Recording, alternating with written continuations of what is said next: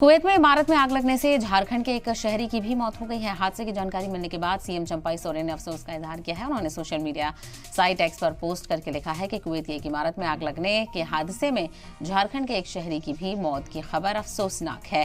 मरने वाले शख्स की लाश को हिंदुस्तान लाने का इंतजाम कर दिया गया है। मरने वाले के घर वालों को झारखंड सरकार 5 लाख रुपए की मदद भी फराहम करेगी। सीएम सोरेन ने उनकी मगफिरत की भी दुआ की। तो ताज़ियत का इजहार लगातार किया जा रहा है।